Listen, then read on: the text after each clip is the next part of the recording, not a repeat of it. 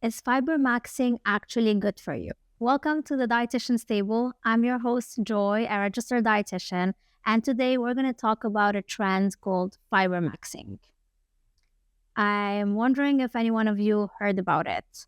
So, I noticed that fiber has become a trend when I was watching the Super Bowl, and one of the ads was a Kellogg's ad promoting fiber.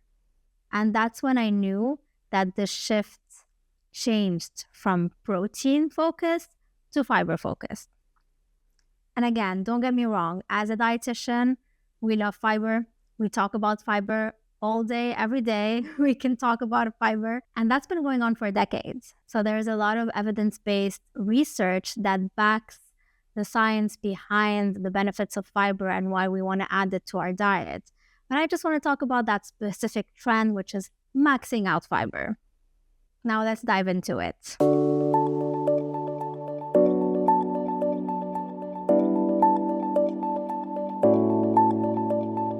First, we're going to just explain briefly the two types of fiber. We have, on the one hand, the soluble fiber. So this type is, so soluble means dissolvable in water. So it dissolves in water, it forms like a gel-like type of texture in your gut, and it slows down digestion, improves satiety, and lowers your blood cholesterol levels.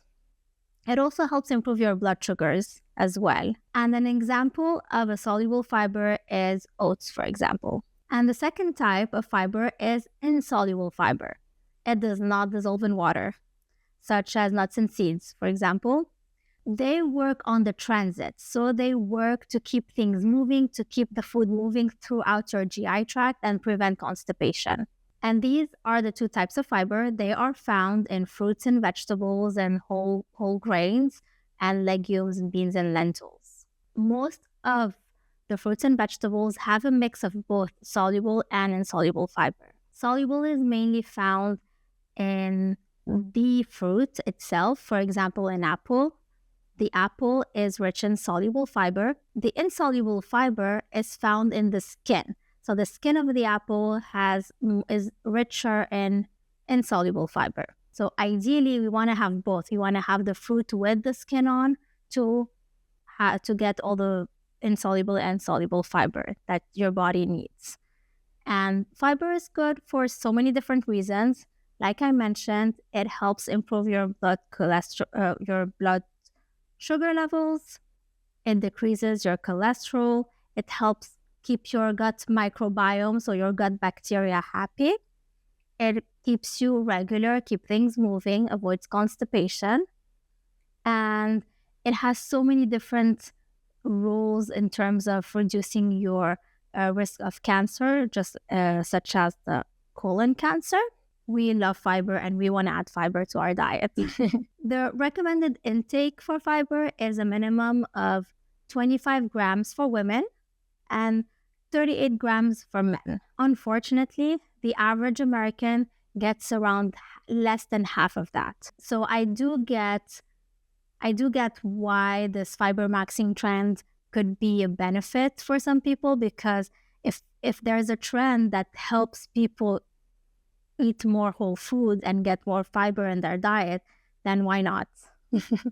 But what fibermaxxing really is not hitting your 25 grams or your 38 grams. Fibermaxxing means going above that, going 40 grams a day, 75 grams a day. So this high fiber intake, especially if we do it very quickly, so you go from a very low fiber diet and then the next day you max out and you add so much fiber, what happens? Your gut microbiome, your gut bacteria does not have time to adjust. So it's going to cause bloating, it's going to cause gas, it's going to cause constipation or maybe diarrhea. So it's going to make you feel uncomfortable, to say the least. And you're going to say, oh, wait, maybe fiber doesn't work for me. Maybe beans don't agree with me and I shouldn't have beans. So you won't feel like fiber is really helping you. and then you're going to stop eating fiber and adding it to your diet. What we want to do is we want to increase it slowly. So you want to try and add one high fiber rich food a day, see how your body feels, and give time to your gut and to your gut bacteria to adjust to that added fiber. And then when you do it gradually, that's when you're going to feel good. That's when you're going to be more regular with your bowel movements. And then when your gut is happy, you'll be happy. From a professional point of view, I think that Fibermaxxing is just pushing it a bit too far. You also have people who are dealing with gut health issues. They have irritable bowel syndrome, IBS, or ulcerative colitis, Crohn's disease. What about those people? They can't just fiber max their diets. I don't even think that's a word. They can't just max out their fiber and go over 75 grams of fiber a day, because this is going to cause a lot of discomfort.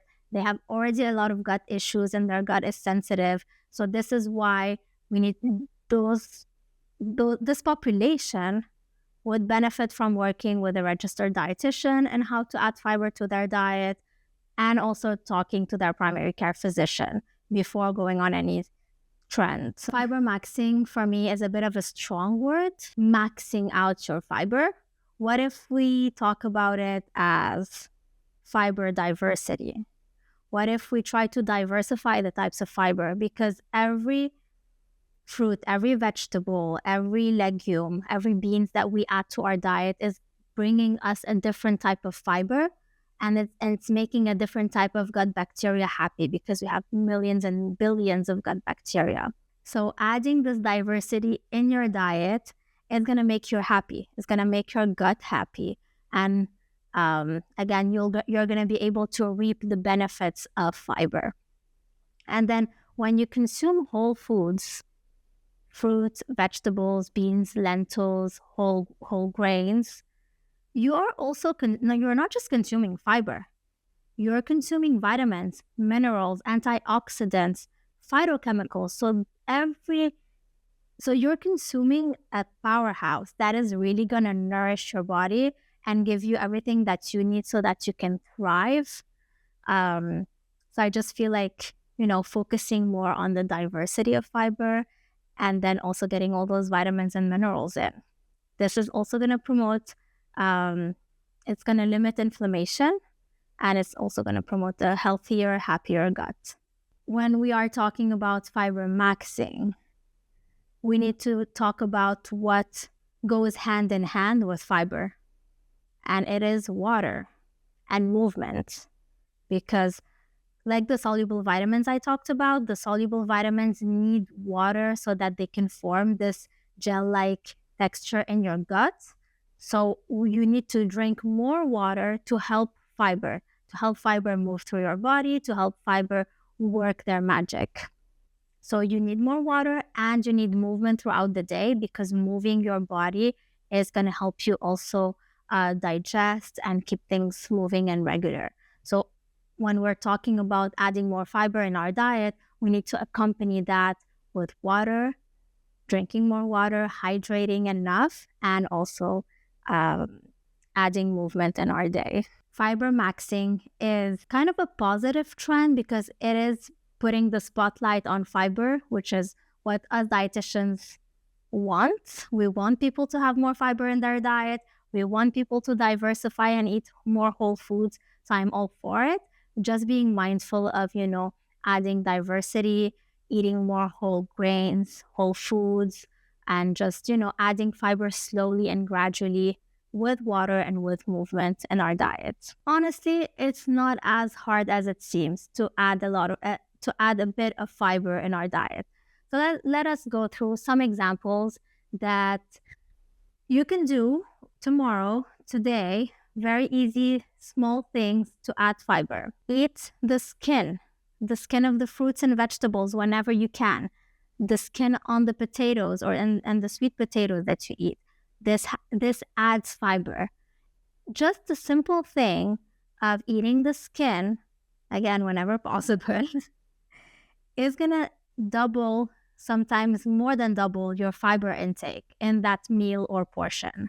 So it's really just very small things. Let's say you're very busy, you didn't have time to meal prep, you have a canned soup in the fridge. What can you do? If you open a can of chickpeas and just put 1 cup, for example, or half a cup of chickpeas in your soup, you just added a lot of fiber to just your meal. So it could be those small little things that we can add, like 1 or 2 tablespoons of chia seeds to your pudding or to your overnight oats in the morning.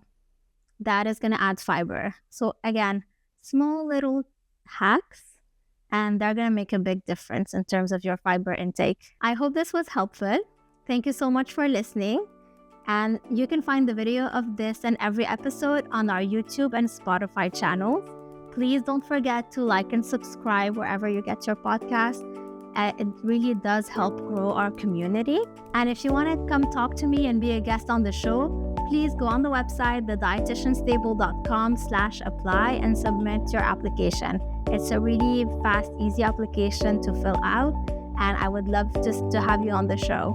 And if you have any questions about fiber, leave that in the comments and I'll make sure to answer you. Thank you, and we'll catch you in the next episode. The Dietitian's Table podcast is an independent production of the Dietitian's Table, LLC.